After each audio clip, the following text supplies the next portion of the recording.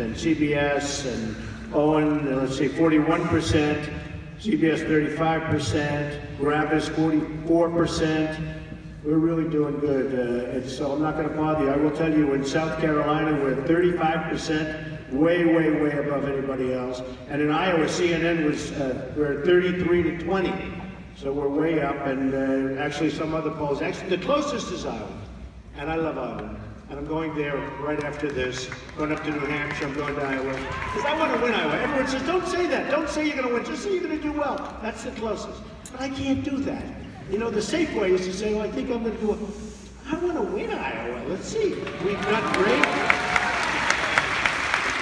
We've done great with the evangelicals. The evangelicals have been amazing. The Tea Party has been amazing, and we're doing really well there. So we'll see what happens, but we're going to give it our best, and I think we could really surprise a lot of people by winning Iowa, and then we're just going to clean the table. We're going to go through New Hampshire, through South Carolina, where we were this weekend. It was amazing. We're going to go right through the whole group, and I think we can do really something special.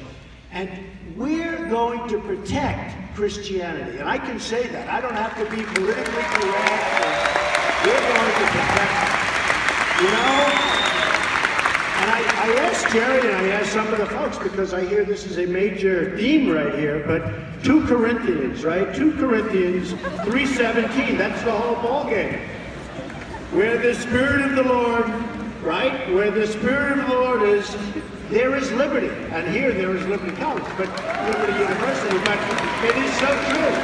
You know, when you think, and that's really, is that the one? Is that the one you like? I think that's the one you like, because I loved it. And it's so representative of what's taking place. But we are going to protect Christianity. And if you look what's going on throughout the world, you look at Syria, where they're Christian, they're chopping off heads. You look at the different places, and Christianity, it's under siege. I'm a Protestant. I'm very proud of it. Presbyterian, to be exact.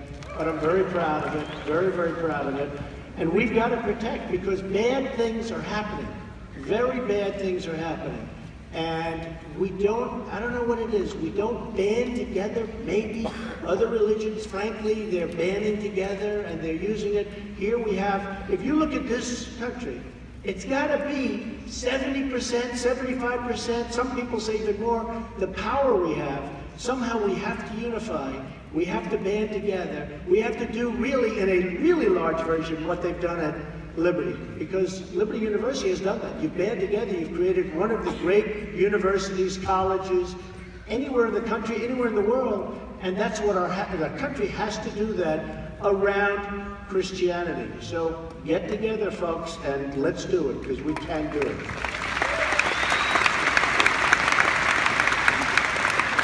No matter where I go, we're having tremendous crowds, and we're setting records everywhere. We went to Dallas, and the Mavericks Arena packed, 20,000 people.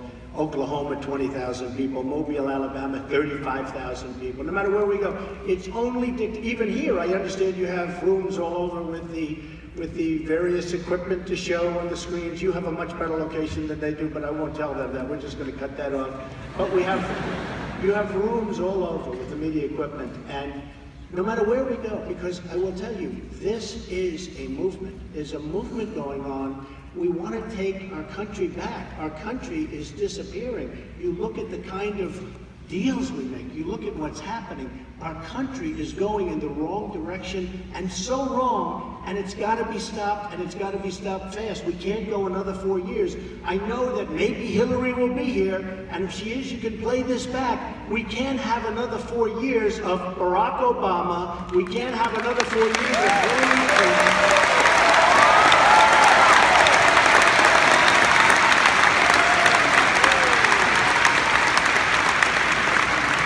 Can't do it. I watched that debate last night with the 3 of them. I mean, one of them's in there. What's he doing? He keeps mentioning my name. He was the mayor of Baltimore. That was his big claim to fame. Then he became governor because they thought he did a good job. It turned out he did a horrible job. But he's in there constantly mentioning my name.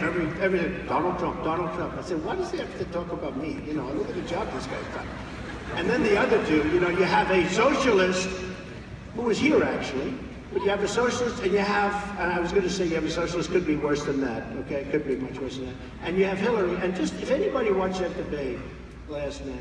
What it means is tremendously high taxes. Things are not going to happen with the military. We need to build our military so big, so strong, so powerful that nobody is going to mess with them. We have to do it.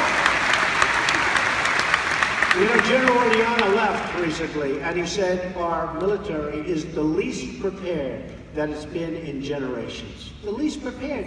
We need it more now than we've ever needed it. And I'm in the real estate business. I'm always getting listings. I get listings of different things, bases, an army base, a naval base. Everything's for sale. If it's military, it's for sale.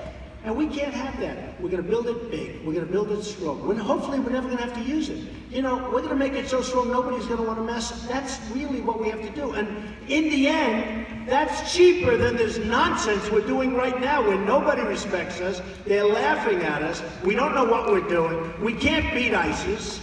And I see it on television. These generals, they get up and they talk on television. They're being interviewed. I don't want generals to be interviewed. One of the generals just recently, well, what do you think of the ISIS threat? And, oh, they're very tough. Well, can we beat them? Well, it's going to take a long time. I don't want that kind of a general. I want a general where we knock the hell out of him.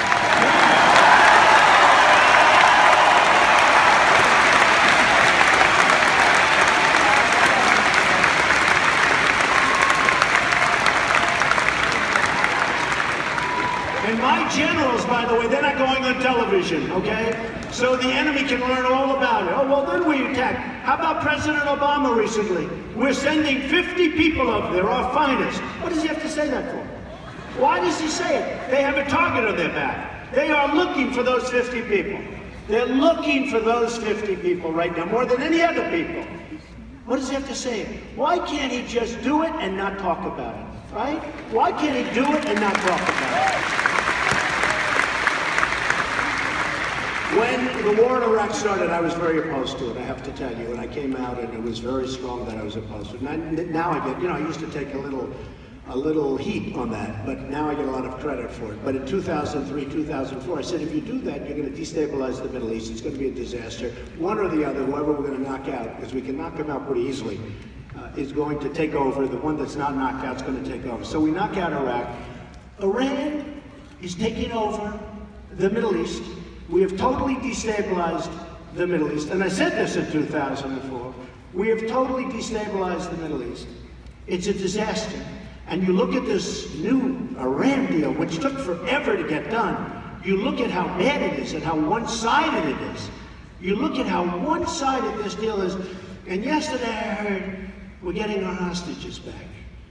Some people call them prisoners. Some people call them hostages. I don't care. So we're getting them back.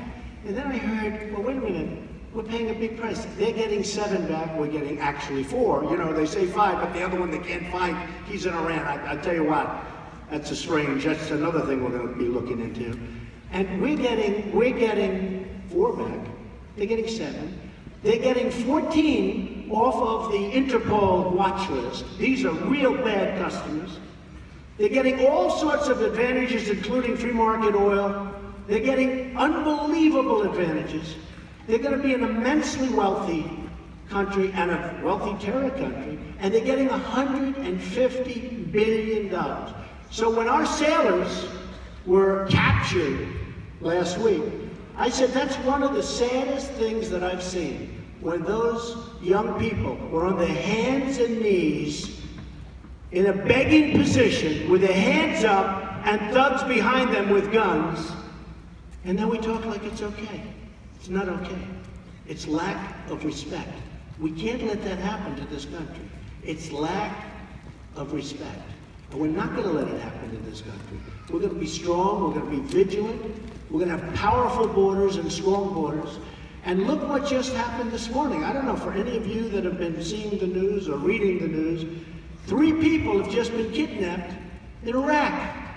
Because they see, what the heck, we pay $150 billion for 4 people, 3 people just this morning, and this is going to take place all over.